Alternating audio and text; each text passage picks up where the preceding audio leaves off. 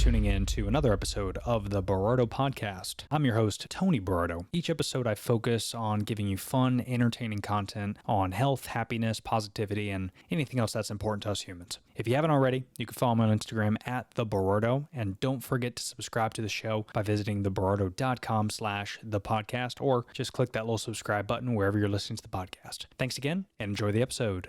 You're just funny. It's funny, the way you tell the story and everything. Funny how? Come here though. Yeah, he's crazy, see? Who are you? We interrupt this program to bring you a special report. Are you ready?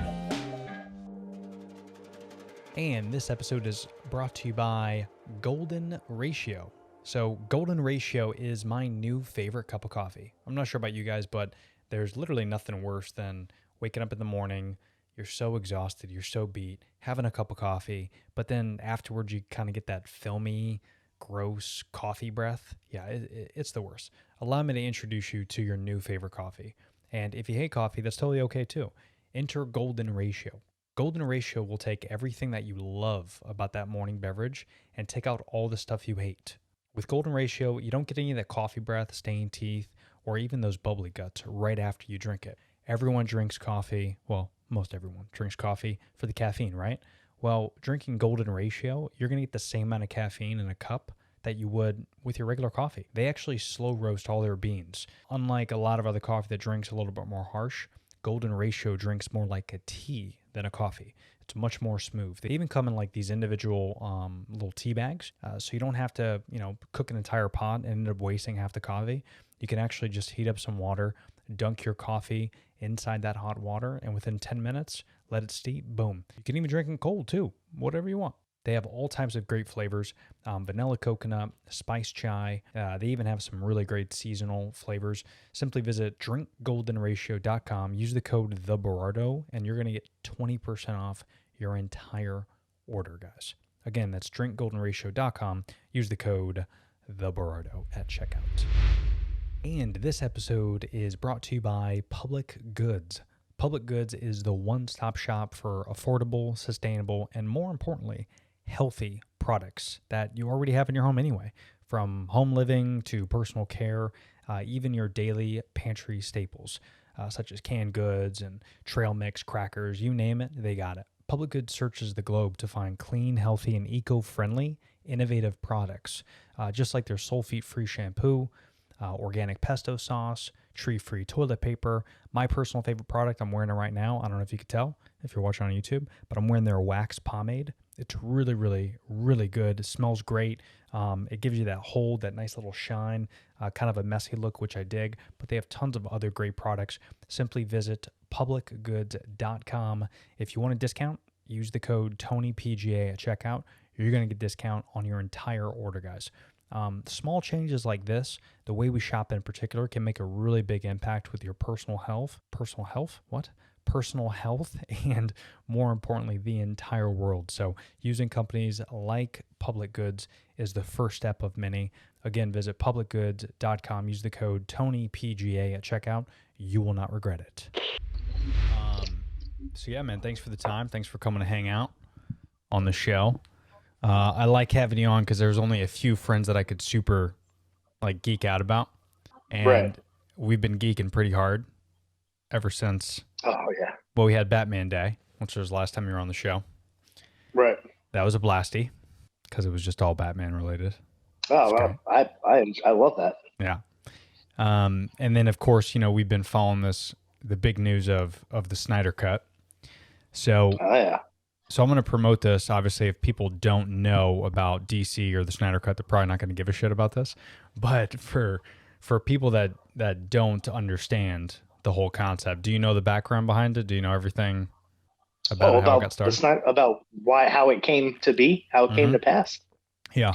Well, yeah. I mean, are we talking about what initially started? Obviously, Zack Snyder had to leave, because of a terrible family tragedy and go deal with that stuff, and had to leave the original, directing and being in creative control of the Justice League. And then, of course, that turned creative control over to a whole different group of people to do Justice League, which as we all know, did not turn out that great. It did not. It was a slightly better version of Suicide Squad. So it was I don't know, man. I think I enjoyed Suicide Squad better. yeah, that's a good point. And for people that didn't follow it, so I think it was his daughter, right, that passed away. Zack Snyder. Yeah. Yeah. You might have to double check on that. I think you're correct though. Yeah, I want to say that was right. And then because of that, obviously they gave control to Josh Whedon to do to finish the film, which is very interesting to me. You think that with the guy who did the Avengers, the first Avengers, you think that would have turned out a lot better than what happened, and it did not. It didn't make any sense. Well, and it was a kind of a bold strategy because, I mean, I don't know if you're DC. This is a theory. This is like a conspiracy theory, not as important as like alien abductions.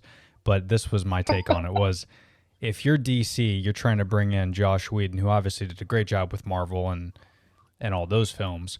But that's also like bringing in the founder and creator of the McDonald's burger, if you own Burger King, and telling them to reinvent your sandwich. Like, you're going to, in my opinion, flop. Like, you're going to purposely destroy that burger because you don't want Burger King to be as good as McDonald's.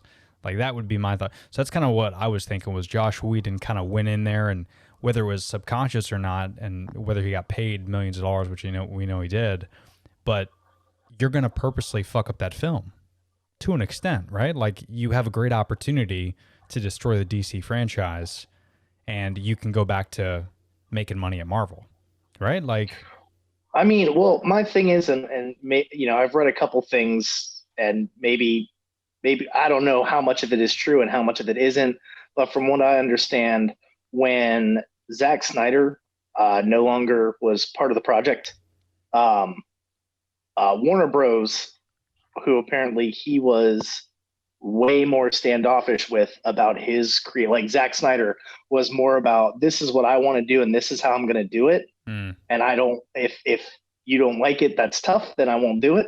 Right. And then when they got Josh Whedon, they were like, oh, okay, now we can finally push our ideas in our direction on how we want this to go and not get that much pushback, because Josh Whedon's just like, oh yeah, okay, yeah, that's fine. We'll do what you guys want to do. That's okay. And so I heard that the reason that the what we got instead of what we should have got, which happens tomorrow, we got a watered down, this is what Warner Bros. Wanted, and took over a lot of the direction for the movie, and just had Josh Whedon and I forget who else kind of working on the on their vision of it. So that's how that happened. Yeah, and that does kind of make a lot more sense, I guess, than him purposely destroying the franchise. But it's not far-fetched, though, I feel like. Right? It's not. Right. And then, by the way, so I just looked this up for people that are watching watching on YouTube. Let me see if I could bring this up here. There it is. So, over creative control of the film, Snyder and his wife, Deborah, their daughter, Autumn, died of suicide at the age of 20, struggling from depression. The director told Vanity Fair ahead of the release of the Snyder Cut Justice League, arguing over the film that didn't feel worth it. So, I don't know how much of that is true or not. I mean, it's on the internet, so it could be. I mean, it's the internet. Right. But it's from the Wrap.com, so shout out to the Wrap. But, yeah, that's kind of fucked up, so I guess he did have to leave. You daughter killed yourself. It's time to not finish the film. So that makes sense. Well, as it says there, like he was fighting over the film, meaning, he was, like I said, he was arguing with Warner Bros. Constantly about his direction with that movie. Yeah. And it just felt like they didn't want to go his way. So eventually he was just like, all right, fuck it, I'm out. I got more important things to deal with than this right now, obviously. So I'm going to go take care of my family. And yeah, that's when Josh Whedon got the control over the film. Yeah. So yeah, it was definitely not the film we wanted to see, but we get to see it tomorrow. So that's exciting.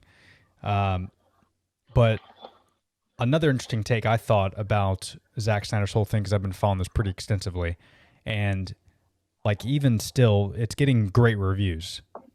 I don't know if you've been Oh yeah. reading this. So it's been getting great reviews, great score on Rotten Tomatoes, all that jazz.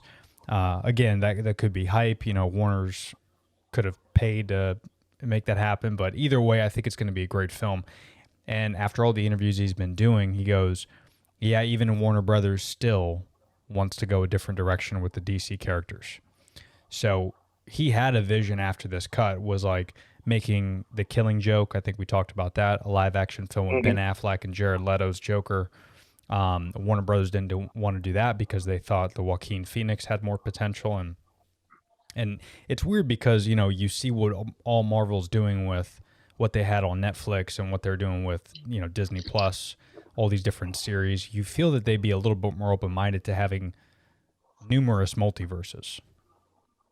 You would think. Well, the problem with DC right now is, and I've had this conversation so many times, including with you. And the problem is when they first started off, they had a great beginning. Like Man of Steel was a great opening to the DC universe. Then instead of trying, they were like, we need to hurry up and catch up to Avengers and just get everybody in the movie right away. And it's like, no, don't try to catch up to Avengers. Do what MCU did. Build your individual main characters first, then put them in a movie. Don't just go, all right, we got Superman, and here's Batman and Wonder Woman as well, and here's everybody else. Like, yeah, Wonder Woman finally got her own movie after she appeared in Batman versus Superman: Dawn of Justice, which, again, another great movie was Wonder Woman, the first one. We're not going to talk about. I'm not even going to say anything about the second one right this second because that was a mess. But yeah, we'll get into that. To go from, Superman, then here's Batman versus Superman, which, I mean, yeah, there were some parts in there that definitely where it was like everybody knows the Martha thing, the whole joke. Oh, your mom's name is Martha too? Okay. Yeah. All right, we're best friends. Got it. Yeah. That was bad. But again, this is also like one of those things probably to where, and Zack Snyder's talked about it before, to where he had to rush to put these in because they wanted to build this franchise. Keep in mind, Man of Steel came out in 2015, I think. That was not that long ago. That was 6 years ago. Right. So just the fact that you're trying to shove what it took Marvel 10 years to create, you're trying to shove this in. And arguably, Justice League was always more popular from a comic book standpoint and animated series. Justice League was more popular than the Avengers. Like if you go way back, I think right. So and the comics and the animated series, they've done so well. So you're trying to shove this huge culture into 6 years is madness. It doesn't give us it deserved, especially with Man of Steel, because I thought that was great. I agree with you. I thought that was a great scene. Let's break that down real quick because Man of Steel is probably one of my favorite movies, and I pray that we get more time with Henry Cavill because if there was any guy built, he's a great actor. Good. Every movie he's in has been awesome. But of course, Man of Steel, he's like meant for that role. There is no other guy right now that should be playing that role. I try to watch the CW version of Lois and Clark, or not Lois and Clark, I can't do it. Superman I can't and do Lois. it. The scenes are great, but it's so campy and not in a good way. Like Smallville was badass, I thought. Oh yeah. Yeah, I love Smallville. Right, so that was great, and he didn't really feel like a Superman, but it wasn't about Superman. It was about leading up to it, more Clark Kent.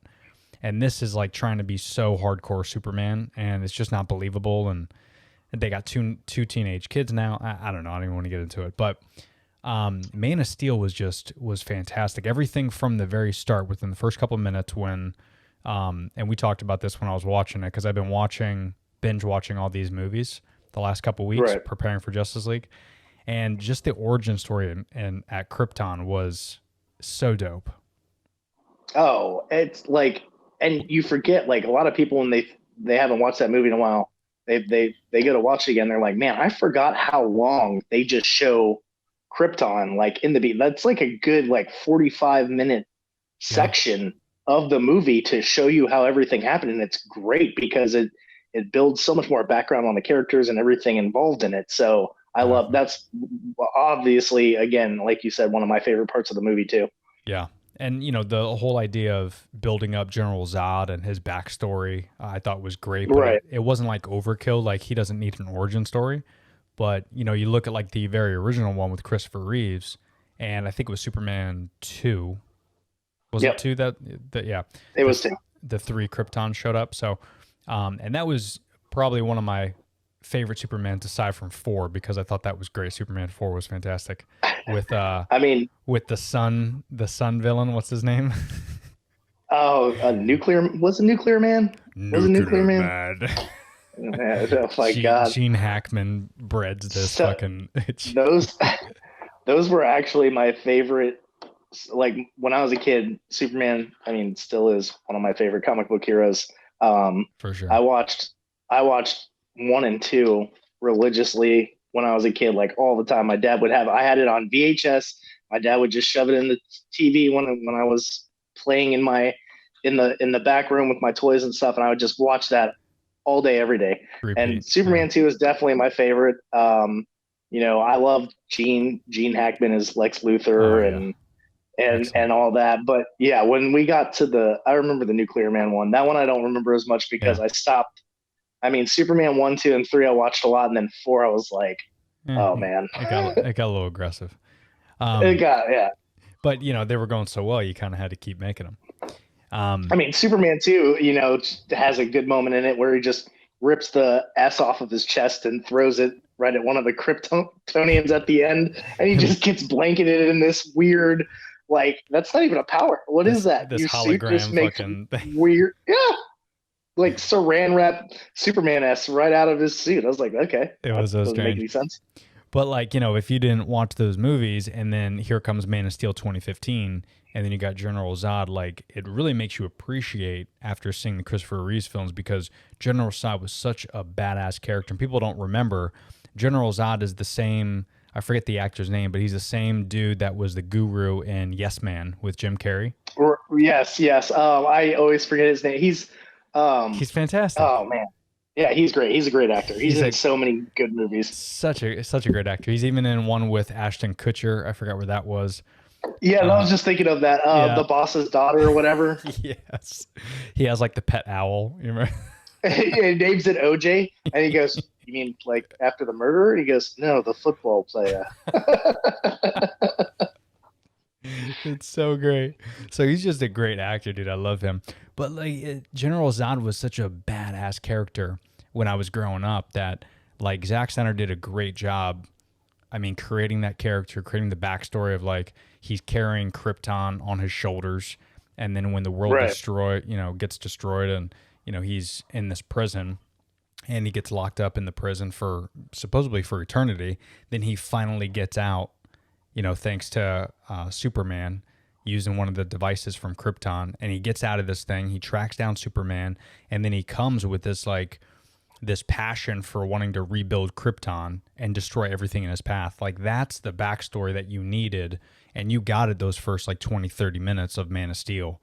But you didn't get it until the end of the movie. Like, as you see it happening, that's the genius part about Zack Snyder and the filmmaking he does. He's giving you a backstory without really giving you a backstory. He's just kind of like feeding you these little nuggets. And then throughout the movie, you got to finish it. You got to stay focused if you appreciate the filmmaking. And he just did a great job with that. And then, of course, when he gets to one of my favorite parts of General Zod is when he gets to Earth, the whole "you are not alone, you are not," with all the the cell phones, and it gets translated all over the world. Like, come on, man! Because if an alien invasion happened, that's how I feel like that type of dude would make it happen. He'd hack our system, everything would go black, and they would invade, killing millions of people. And a lot of people thought that was dark, but again, if aliens attacked, I mean, have you seen Independence Day? I mean, that's dark. I mean, come on. Yeah. Of course it's going to happen like that, but I just thought that was great. What's one of the best scenes that stand out in Man of Steel for you? If you could pick one, which is hard. I mean, yeah, that is really hard. I kind of like how it's more of like a montage, but it's just like him after he's kind of off on his own and hasn't, he's not Superman yet, but at the same time, he's just like working at these little different jobs and bad things happen. And he's just kind of like the oil rig he's working on. And all of a sudden it starts exploding and like everybody sees him like helping these people off and like doing things. And like, oh my God, like, Yes. yeah, this And guy's definitely something special. And his shirt was off the whole time too. Yeah, of course. Everybody loves that part. Henry Cavill. Yeah, I mean, geez. Fucking animal. But that's yeah, no, I great, mean though, that little side story there was great. I mean, obviously, probably one of the other big ones that I really enjoy is like it's right when Zod first starts attacking everything and like he lands near his mother's house and like grabs his mother and he just comes out of nowhere and just grabs him and just starts beating the absolute shit out of him. Yeah, that was and then great. like his helmet, like Zod's helmet comes off and he's like, Superman's like, well, my parents taught me how to hone my skills. Uh-huh. And so he's like sitting there freaking out and Superman's just like beating the crap out of him. Yeah, that was good. Yeah, that was awesome. Yeah, that's probably one of my favorites too. I think that I mean, all those fight scenes are great with those guys, but that again, Zack Snyder does a great job of like building that story with Man of Steel because you're getting the origin story, but he knows that we don't need a full movie of just the origin story. Like everyone knows Superman was there, so I love the fact that it starts with Krypton and then it goes and he lands on Earth, right? And you don't even see his parents finding him in the shuttle. It goes straight to him as an adult starting to save people, and then it gives you these little flashbacks, and that's all you need, just a little taste to get that origin story. You don't need a full-blown 2-hour origin story, which I loved about it because you get to see action all the time. And that's the genius part about that movie. And then one thing I really loved as he becomes Superman and he starts getting more abilities and he gets a little bit older, and then Kevin Costner, which of course by far was great. Aside from my favorite Jonathan Kent is 100% Kevin Costner. No one better than that. Yeah, he was perfect. Played that role perfectly. But the part that really got me on the heartstrings every time, even still, I just watched this last week, was when the tornado hit. Oh yeah, and he just like holds his hand out and he shakes his hand like, nope, don't. Not ready. The world's not ready yet. And that was like, whoa. Yeah, it's like so sad, especially for him because like, he can obviously easily save his father. No problem. And no one would know either. Like it would just be a blink of an eye. Boom. And his father's like, nope, don't do it. Don't do it. Don't do it. And again, that's another part where without saying it, like a Spider-Man film would say, with great power comes great responsibility. But we don't need to hear that though. You just, with no words, that's in the filmmaking. And that's what, again, I don't think people appreciate about Man of Steel is the entire movie when you put it all together. It's just overall, it doesn't have to be a superhero movie. It was just an overall great movie with little moments like that. Another moment that kind of got me with Kevin Costner, because again, he stands out a lot as we're talking through it, but he finally shows him the ship that Clark came in, and he's explaining to him that he's not from this world, and the whole world's going to question our faith and our religion, and you're the answer if there's life outside of Earth. And the kid just kind of starts weeping a little bit, and he goes, can I just go back to being your son? And I was like, whoa, gets me every time. So yeah, that was intense. And then just the fight scenes in general, I think were great. I really love the one. One thing that really stands out the most to me is those fight scenes, which I really love. There was one scene in particular where I forget the girl's name, but the girl from Krypton that's beating the shit out of Superman. The one badass thing. Yeah, whatever her name is, right? The co-pilot or whatever. Yeah, I'm trying to think of it now. I can't remember it all now. Yeah.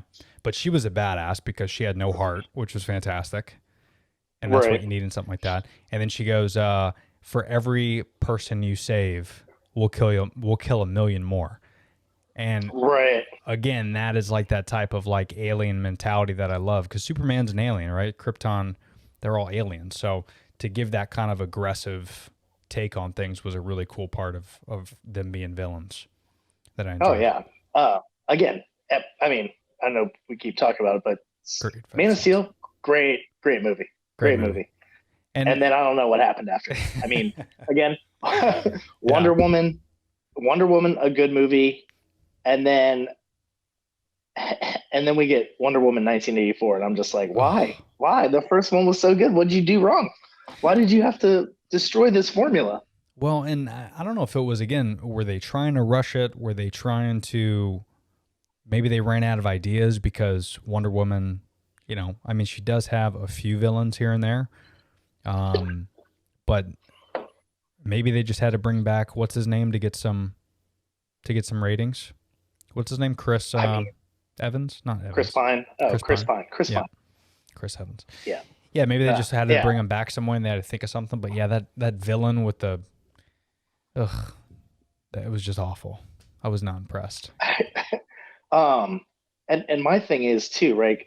Going back to what you were saying about, you know, Man of Steel being only about like what six something like that years old. Yeah.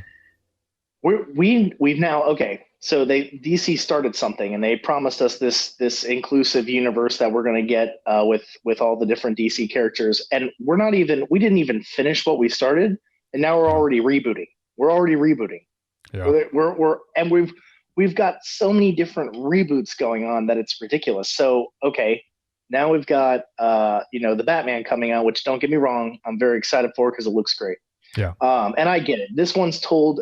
This is supposed to be younger Batman. Obviously, he's much younger. I think.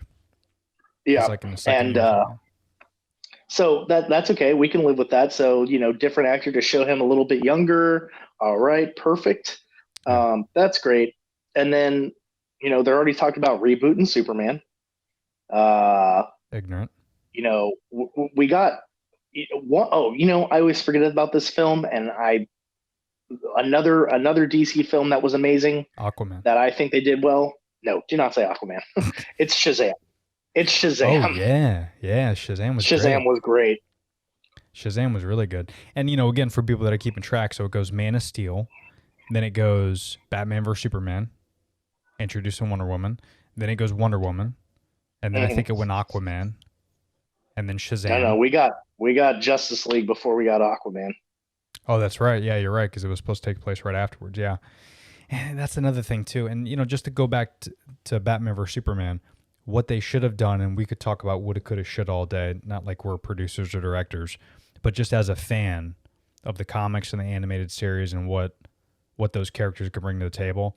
I think if Warner Brothers could do it all over again, they would listen to Zack Snyder, and we would have had Man of Steel, Man of Steel 2, and then in that second one, right at the end, like a post-credit scene, it could be a little bit of drizzle of Ben Affleck somewhere. Yeah. Little Bruce Wayne action. Then you go Batman vs Superman. Then you could introduce Wonder Woman, because now you've gotten, 2 Man of Steels, and you've gotten pretty much 1.5 to 2 Ben Affleck with Batmans. And, it doesn't seem so rushed.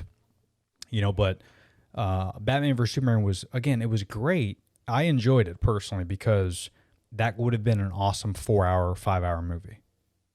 Like if you could spread that out in 2 movies, game over, done deal. See, and my biggest thing is I'm okay with introducing a one-off character here and there in the in Batman versus Superman we got Wonder Woman, then she got her own movie, right. But then we go from that to the Justice League where you introduce Cyborg, Aquaman, and Flash. I'm sorry.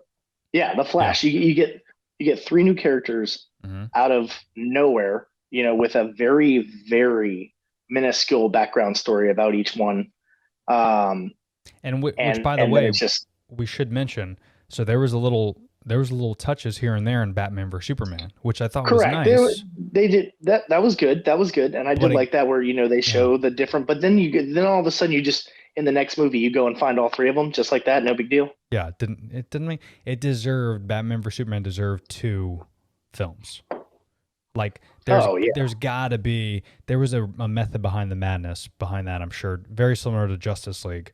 I'm sure Warner Brothers was like, listen, Zachy Bear, listen, bro. Just fucking condense everybody in, because in 18 months we're going to start filming Justice League, and we need to release that before Avengers Endgame. And Zack's like, what? That's madness. Why would you do that? Well, hey, if you don't do it, we're going to get someone else to do it. So, of course, he's probably going to do it, and he's going to rush Batman vs. Superman. Because I was so looking forward to that movie. And there's some great parts in it, and the extended cut, which I have on Blu-ray, that's much better than the theatrical version. So there's like another 30 minutes of like origin stories and build-ups and a lot of Clark Kent, Bruce Wayne stuff that I thought was key to the story. So I think that's on HBO Max for those out there that want to watch that. But the extended cut was definitely better, but it deserved a little bit more love, for sure. Oh, yeah. Well, especially like Lex Luthor, too. Like, we can get into Jesse, how rough he was, but I think there was some potential there if there was a little bit more, directing on what Lex Luthor should be, because he's not a kid. Yeah. I mean, the age was off, especially since you've got Bruce Wayne, who's an older Bruce Wayne in that. Right. Like, I mean, this is after he's already retired the cowl for a while and then decided to get back into it because of what's going on. Right. And then you've got Lex Luthor, who is Jesse, who, again, like you said, with a little bit more directing could have been great, but the age was off to me. And he was, Lex Luthor, yes, he's a genius and he's maniacal, but he's also very calm and suave, where it's like every time this Lex Luthor talked, of course, because it's Jesse, it's like he had just done like at least a small line of coke before. Like, well, yeah, do you know why I hate this picture? Yeah, because it's upside down. And I'm just like, all right, are you okay? You okay, man? The oldest lie in America, Senator? No one cares, bro. He was more like the Riddler the entire movie than he was. Lex Luthor. I know. And honestly, like, I didn't. There were a lot of parts where it just like threw me off, and I was like, all right. And aside from Genie Boy, because Gene was the man and will always go down as the best Lex Luthor, but aside from him, who's a great Lex Luthor? Who? Kevin Spacey. Oh yeah, no, okay, yeah, because we totally forget. Returns. Yeah, Superman Returns. That movie had a lot of potential too. But yes, Kevin Spacey. Like, if they could have brought him back and made him Lex Luthor, that would have been perfect. Kevin Spacey was great, fantastic. And again, it's just one of those things where now they're in the mood of like Suicide Squad, great example. So Suicide Squad was a decent movie. Again, had a lot of potential. There were some funky things about it. But now they're rebooting Suicide Squad. And they're keeping they're only keeping Margot Robbie as Harley Quinn, and they're losing everyone else pretty much. So, well, yeah, I mean, you don't even have the same characters. And it's supposed to take place in the 70s. Did you know this? So now it's a totally different era. I didn't. That one I didn't know. But I mean, I do have a lot of high hopes for the reboot because it's going to be great. It's James Gunn, who Guardians of the Galaxy 1 and 2, who did phenomenal with those. So I'm excited to see what this turns out to be, because I haven't seen him make anything terrible yet. That's right. And again, that's the point, is like you can reboot that, and you're telling fans just a couple years later, forget everything that you know, and we're going to create this whole separate universe with Margot Robbie, who just came out with a movie, by the way, that took place in the 2000s. But now, she's a time traveler? Oh, no, just forget about the Harley Quinn movie, Birds of Prey. Just forget about that one. We fucked up with it. Right. I know that's my problem. They keep releasing all these things, and then they realize that, okay, we should have just not made this. Yeah. Or finish it. Or finish it. Right. And that's their problem. They never want to finish it. They just want to admit that this is the wrong thing. We're going to do something completely different. And then they just reboot it. I don't know how many different universes we have right now with DC, because there's so many different things going on. Yeah, and maybe they're just doing this because they saw it happen with Spider-Man, which I could appreciate that. But the problem with Spider-Man is they only rebooted Spider-Man. When they had, what's his name, Andrew Garfield. Yes. doing Spider. So, which I thought he was great. So he did 2 Spider-Mans, and then they just rebooted it because they wanted to bring him into Avengers. But that was a deal with Sony and the whole Disney shit. But that's Right. okay to reboot. What DC has been fucking up for years is you have these multiverses going on, these different things, but no one's tying together, and you're letting little things like directors and character build-ups, and you're letting all those things kind of go off the whim, which all you had to do was listen to Zack Snyder, create this universe, and go, 9, 10, 11 films, and then you could have also done a totally separate Matt Reeves Batman and created a whole new universe. But now you're asking people to start with the Batman, and then what? You're going to introduce a new Superman, and then what? In 6 years, we're going to have another Justice League? Like, what?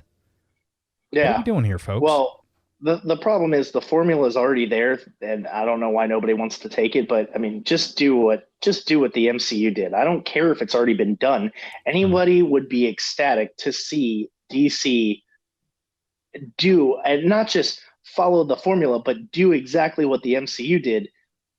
Where they did everything right. They put a lot of thought into things. They didn't just squeeze out 20 something movies in a 5-year period. Yeah. It took them 10 years for us to get through the initial part of MCU, and now they're still doing it. They're doing it with TV shows and new movies coming out and tying everything together so perfectly that it's you think that it can't get any better than the first 10 years, and then you see like stuff like WandaVision and stuff like that, and you're like, oh my god, it just keeps getting better. Yeah. And it's And ridiculous. they haven't rebooted a single thing. Well, aside from the Spider-Man. Incredible Hulk is technically a reboot, and Technically, but it's supposed to be the same character. Like, that's, again, and I'm True. totally okay with that. Like, if they decided to bring in, like, I don't know, after like Flashpoint, maybe they'll bring in, right. Another Batman that takes over Ben Affleck, or just pay Ben Affleck whatever the fuck he wants and just do it. But it's not like they stopped the entire universe in Marvel when Edward Norton didn't want to do Hulk. Like they wait a little bit. They wait a little bit longer, and then they just introduced him later. Yeah, I really hope DC Comics and Warner Brothers listens to this episode of your podcast, because they need to hear these ideas and just do them. I understand that you don't just give into everything the fans want, but at some point, if you've been told a million times this, like I can't imagine being the head of DC Comics and talking to Warner Bros. and literally putting out all these movies and just hearing how crappy they are and how much people hate them, only to be like, well, what we should do? We should make another one. We should make another one the same exact way we've been doing it, and just not listen to anybody that's saying anything bad about these, because you know what? That eventually we're gonna get that one. It's gonna be great, and then it just I really like when I heard Wonder Woman 84 was coming out. I was like, oh, good. We're going to get a good DC movie. It's going to be so great. Because the first one was so great. So they're obviously going to take the formula that did work and use that, not use a completely different formula and just screw it all up. And when I mean, literally the first 10 minutes of watching Wonder Woman 84, I was like, what the hell is going on? Well, and first of all, they tried to be too much like Thor Ragnarok. Oh, I know. Yeah, like that was awful. In the wrong way. In the wrong way. Because that was a great movie. But then, you also have like something like, okay, so you're going to start off the movie of Wonder Woman 84 of more of her as a child? Like that's what you think the fans want? Is this happening? We've already seen this. We've already seen this. Oh, but what? She's in the Women Olympics now at fucking Paradise Island, so I want to watch this? No, get to the fucking shit. Like you didn't have me sold enough to where it was 1984, because there's only a couple things that were good that happened in the 80s, and I'm pretty sure Diana Prince was not one of them. So I don't know what.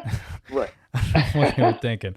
But yeah, that was unfortunate. I'm just glad it was on a streaming service and I didn't pay for it in theaters, so that's good. Right, correct. Like I was like, thank God this is on HBO Max. It's already included with my mobile phone service, so I'm not paying any extra for this.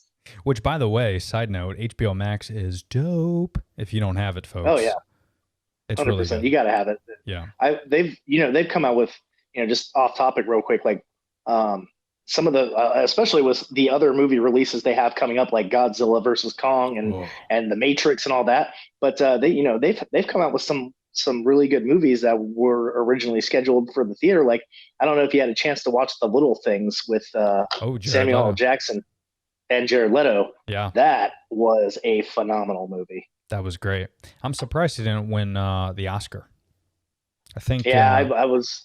Yeah, he definitely put like that performance, like the way that movie, not going to spoil anything, but the way that it ended, just like throws you for a loop, man. You're just like, oh shit.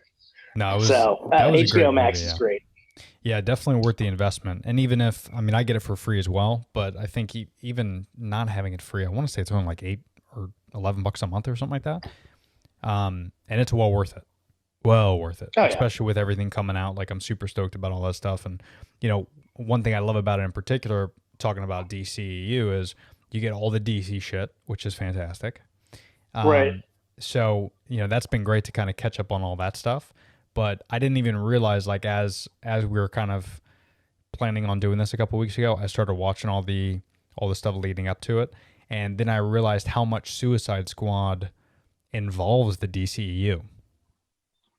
Oh, yeah, like, when you're watching the animated movies and stuff? Yeah, like when you're watching everything involved, like you could see there's a lot of nuggets and potential that they could easily bring to live action.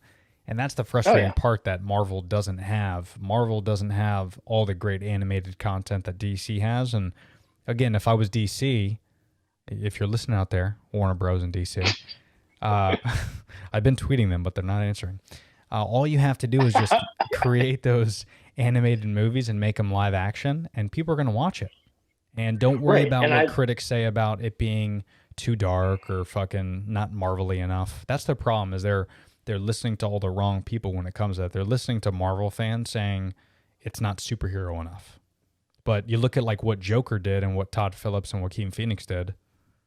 That was their highest grossing R-rated movie of all time. So that was the opposite of Marvel. So if anything, do more of that.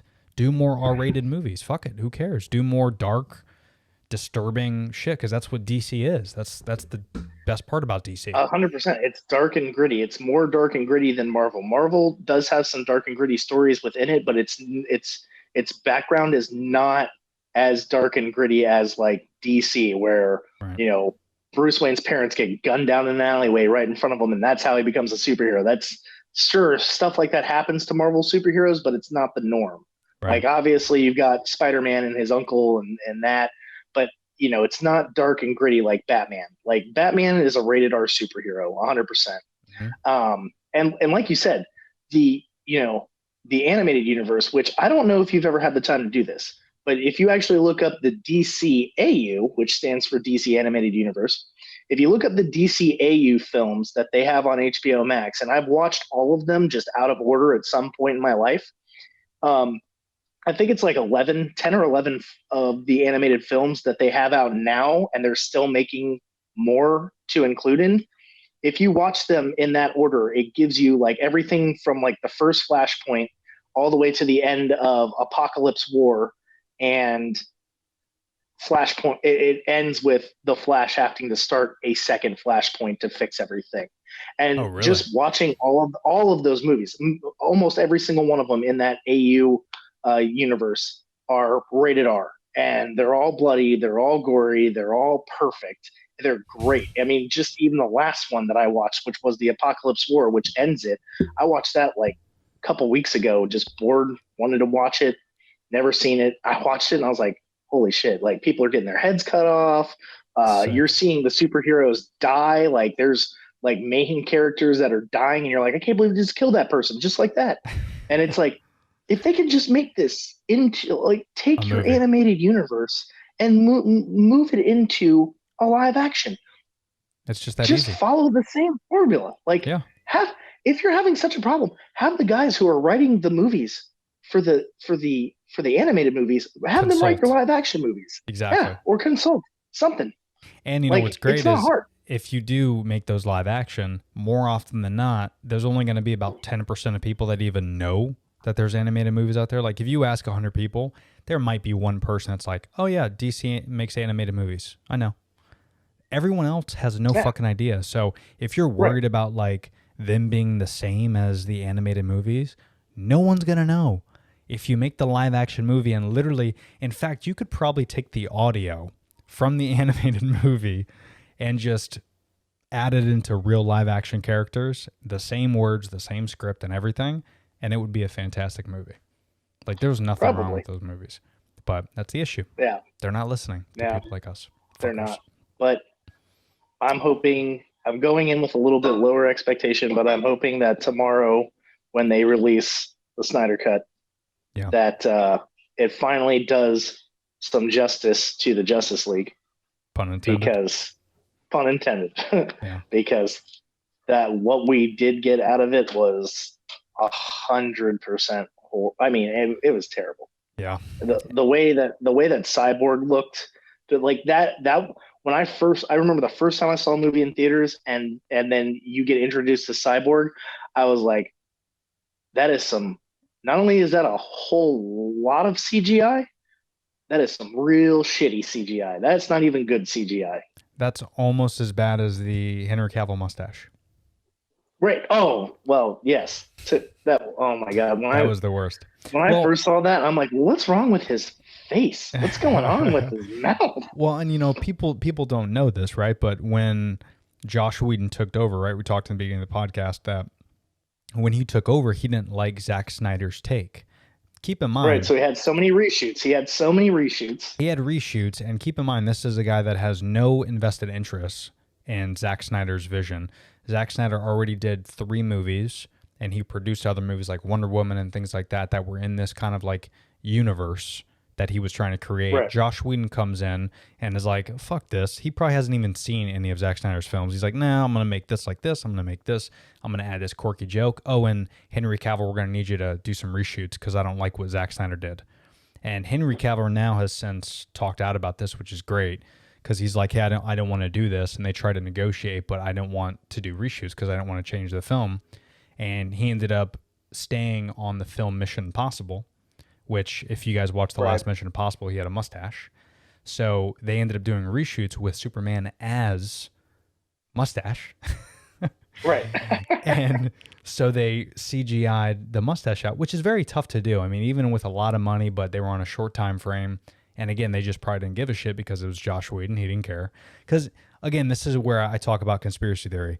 If you're Josh Whedon and you looked at that final film and you saw the mustache debacle, you're telling me you gave that the green light? That was okay to you? I'm sure he probably didn't even look over that. Like, yeah, of course not. He was like, all right, we did the reshoots. I already got paid. Yep. All right, cool. Let's put this trash out. Put this trash out right now. God, it was not okay to do all those reshoots. And then, and then of course the new Justice League, obviously they did some reshoots there, but everyone wanted to come back because again, they believed in Zack Snyder. Dude, I love Jason Momoa just like just posts on social media all the time about how he wants the Snyder Cut. And he's like, give it to the people. And then like after that, it happened. Blew up. They were like, all right, we're going to do it. Yeah, and I think even Zack Snyder was like, you know what? All right, I'm going to give the people. He did it for the fans. He didn't do it for anybody else. He did it for the fans and for everybody who wanted the correct version of this movie, and that's what happened. Yeah, and I think it's great that not only did they are going to release it, but also HBO and Warner Brothers. Hopefully, they're maybe A, giving this a chance, but B, they're understanding that this universe could work, and maybe if it goes really, really well, which I think it is because it's already getting great reviews. If it goes well, maybe we'll be able to get like Man of Steel 2. I'd like to see that. I'd like to see The Killing Joke, Batman and Jared Leto. And then close it off. Close the universe. But give me at least 2 more movies. You gotta if you're gonna not kill off, but if you're gonna reboot Henry Cavill's Superman, and you gotta have Henry Cavill show up at Shazam 2 and on Black Adam would be dope. So I mean, I'm hoping that what happens from this redone movie shit show that we get for 4 hours, I'm hoping that they just are like, all right, you know what? Let's just salvage this and do this right and keep everything going. We keep Ben Affleck as Batman. We keep Henry Cavill as Superman. Gal Gadot as Wonder Woman, and then we give the Flash his own fucking movie. Mm-hmm. And then we go into all this other stuff of introducing characters. I mean, it can still be done right. It's still salvageable if they just take the time and stop trying to rush everything. And then instead of every time something fails, oh well, this was such a dud, we're just going to reboot it. No. Yeah. Quit rebooting. Rebooting. You haven't finished anything yet to be able to reboot it. Like ever. Right. Like ever since Michael Keaton started Batman, right. The very first, aside from Superman, the very first live action superhero movie in the DC universe, again, aside from Superman, but bringing that into the mix, you did 2 movies with him and you couldn't even finish that. You couldn't even give him the justice because, there's a lot of stories with Tim Burton and all that drama. But again, Warner Brothers has just been so weird. And it's been 30 years, guys. Like, you need to change your tune because there's a lot of potential with these characters, especially with, like, The Rock, which I love, is fighting for Henry Cavill to stay Superman. So, I don't know if you heard about that, but they've been, like, in close ties to, like, have these two come together as in Black Adam's film, because The Rock, I think, is starting to film that already.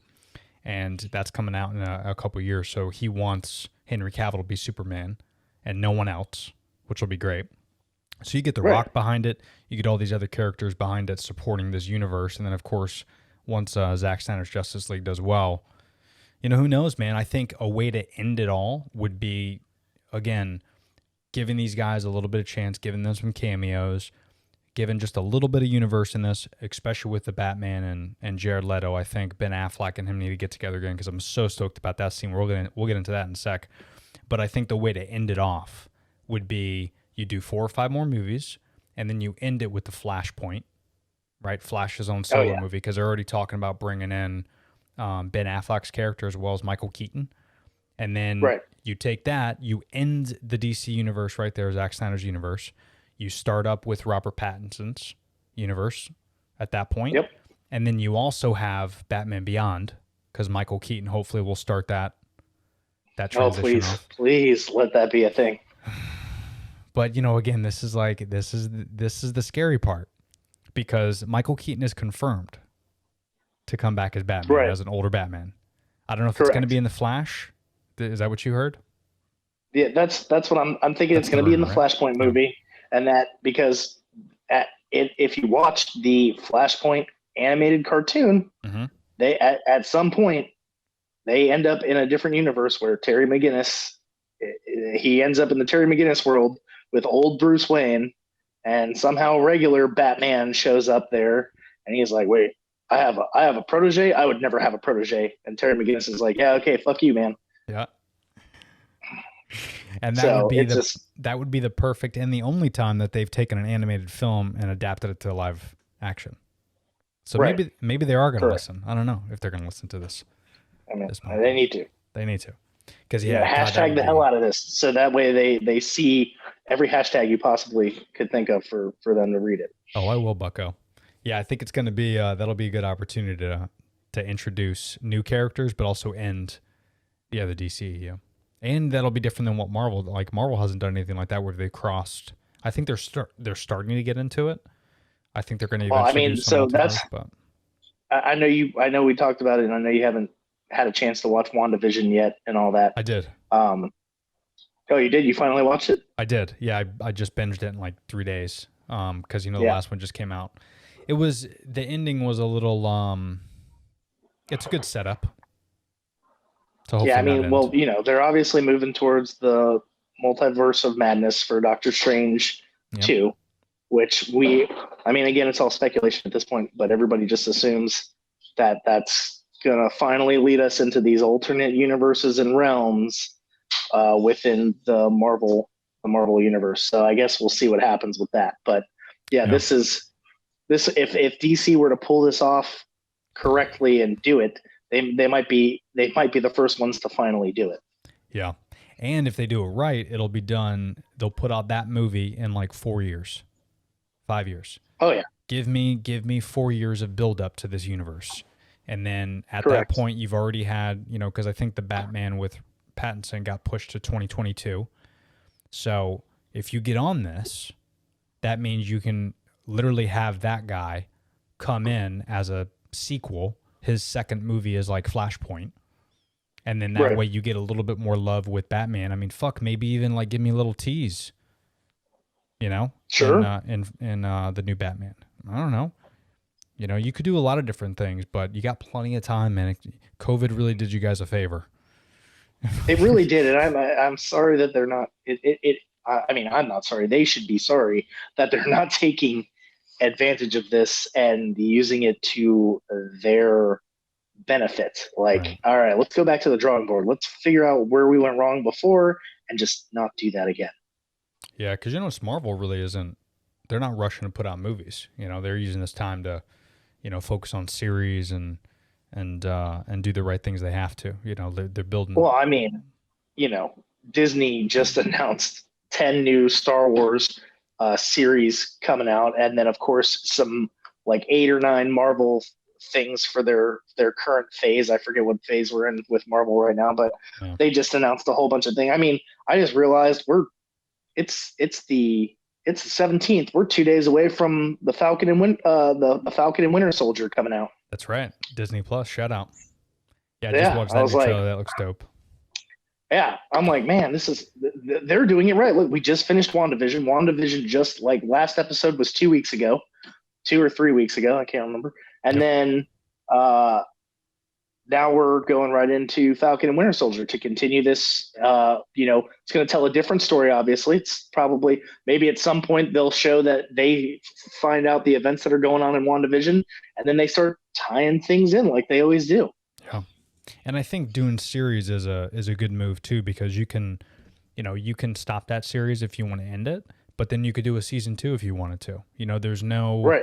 There's a really easy way to kind of reboot things and change things, especially with all these different universes that we see going on. I mean, people are used to it at this point where, if you decided to bring in like someone from another realm, you could work that into it if you really wanted to. Like, especially if you've seen the Spider-Man Into the Universe, the animated movie. That was a great movie.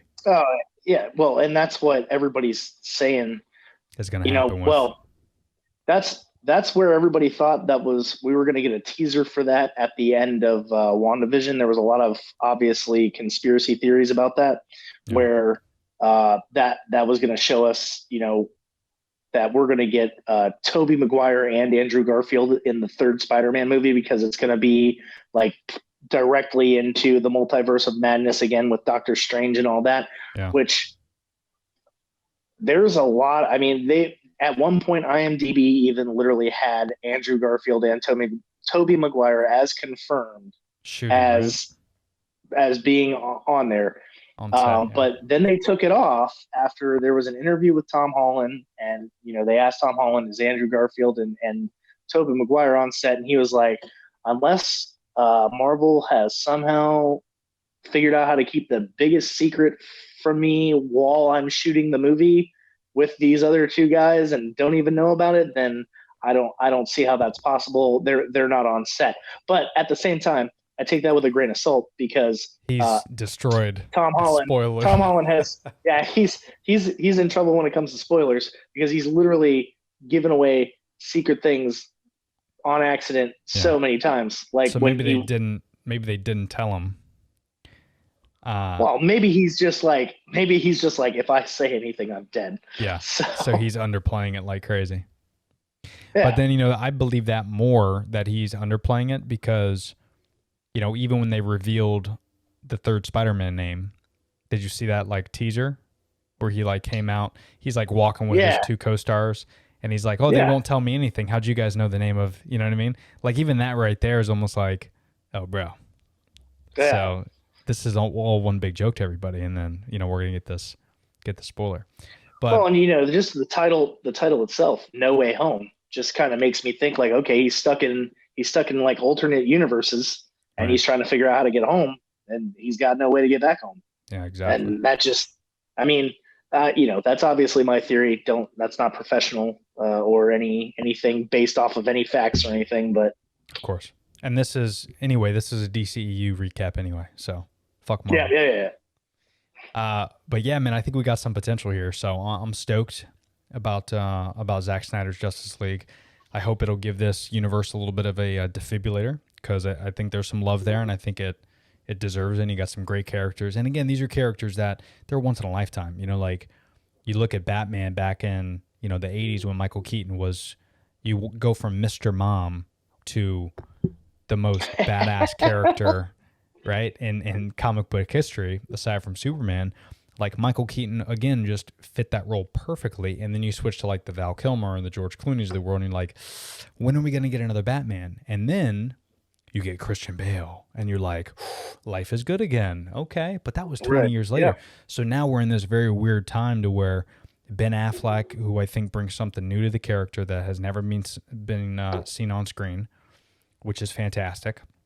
He's a great Bruce Wayne. He's rigid. He's 20 years. No, he was perfect. wearing the cape. He was. It's great, man. But besides the Christian Bale, which obviously, Christopher Nolan made a perfect series, and Yeah. it existed inside of its own universe where it made it seem more realistic. Like, this is what Batman would be like if this was a real thing in today's day and society. Right. It wasn't comic booky. It was very much like, this is what it would look like in today's world. Exactly. And that was great. And everything was great with that. I have no complaints about any of those movies. Mhm. And then then we go into the new one, and you're absolutely, Ben Affleck, great Bruce Wayne, even better Batman, very dark, very gritty, like by hands down my favorite Batman that I've seen on screen so far. I agree. And not to interrupt you, but the reason I agree with that statement is because you haven't seen this before. So people went into it thinking, oh, he's not believable as Batman. But bro, you haven't seen a Batman that's been Batman for 20 years. Like, Right. if you're fighting crime for 20 years and Gotham still looks like shit, like you're gonna be a little pissed off. And like, you're You've questioning. been the janitor at your job for almost your whole life, and your job's still the shittiest fucking like restaurant you could ever like clean up, and it's just not cleaned. Oh, and by the way, along the way, you've had partners and you've had people in your life that die, and you're the only one left, you and Alfred, and you've been with him since you were a kid. Everyone else is dead, or they become Correct. criminals. Like, and again, if you follow, like, that was a very Frank Miller, graphic novel story, which I thought was fantastic. But if you follow that rugged, pissed off character, that's how you would act. And when this fucking 100%. when this being comes along and he starts blowing shit up and acting like he's all high and mighty, Batman wants to go out with a bang, and he essentially kind of wants to almost like Christian Bale it, right? In the third Batman movie, he's like, hey, if I'm going to take out Bang, I'm going to take it out and he's going to kill me. Like, Ben Affleck kind of wanted to do that with Superman. He's like, I'm going to go out with a bang, and this is my legacy. And if you don't appreciate that, then, you don't deserve to be watching DC movies, because that was a perfect adaptation of what a 20-year-old Batman would be. And he's still got 5-6 more years left, but just like the comics, he's going to pass this off to the other metahumans. And Right. I just think there's some love there. There needs to be a little bit more love, for sure, in those characters. Oh, 100%. 100%. There's a lot that needs to happen, and hopefully, after reactions come through for what happens tomorrow, which I hope it's positive. I hope it's good. Yep. I hope it works out exactly how we're thinking in our mind that it's going to work out. Now, if it doesn't, are you going to binge? Are you going to, because it goes on at midnight? I don't think I can get my wife to approve. I don't know, man. I was going to say tomorrow's Thursday. She's got an event at work for trivia. We're doing Disney trivia at her job tomorrow night, so that's a big thing. I'll probably I might have to watch the rest of it while I'm in Vegas, because I'm going to be in Vegas for 4 days starting when are Saturday. you going to Vegas? So Saturday, I'm leaving Saturday. So I'll probably, when we have some downtime, if we have any downtime while we're in Vegas, there may be, some time for me to watch it in the hotel room there. But Well, why don't you I watch mean, it I'm gonna at least Thursday? watch the. I'm not gonna watch the whole 4 hours in one day. I just told you we got an event tomorrow. I'll wake up at 10 o'clock in the morning and start watching. There you go. I mean, I'm gonna probably watch it. I'm gonna at least watch it like right after work, and then Yeah. 4 hours is a long time. I might do, but see, I know me though. I'm gonna do 2 parts, and if one of those parts have to do with Jared Leto, I might have to just finish it Yeah, all out. okay. I don't know if I I'm. mean, you never know. Sometimes when I'm watching TV shows that have a whole bunch of episodes already online, sometimes I start watching and I forget how long I've been watching. That's But right. I mean, tomorrow's going to be hard to pull it all off tomorrow, so I'll probably end up watching the first part of it, and then either finishing the rest of it in Vegas or who knows. We'll Just see. wait, Maybe yeah. I get off. Well, when you do finish it, you make sure you let me know. Oh yeah. Because I'll have you back on. We'll do another recap talking about it. Oh yeah. But I just hope it's not disappointing. I don't want to have that conversation about how it'd be. I don't think it's going to be. I just don't Yeah. want to have that conversation about it. Well, if it is, then I'm just going to delete all this content. But That's I'm a good hoping idea. It never happened. it We'll just never do happened. what the DC universe did and just pretend it never happened. Snap. Done. Yeah. We'll just we'll fucking Thanos this shit. Yeah. Exactly. All right, cool, man. Well, hey, listen, I know you got to run, you got a lot to do, but get ready to rock and roll tomorrow. It's a big day. Oh yeah. And watch what you can. I'll try not to talk to you after I watch it. Yeah. Don't please. Yeah. 'Cause I'll text you and I'll be like, yes, I've seen it. All right. Yes, you may chat with me on this. Go subject. ahead. Spoil alert it. Yeah. All right, dude. Good things, man. Well, thanks for coming on the show, dude. It was good geeking out with you. And Yeah. Thanks for having me, man. Yeah, dude. Text me a little bit later. All right. I will. All right, Peace. buddy. Peace.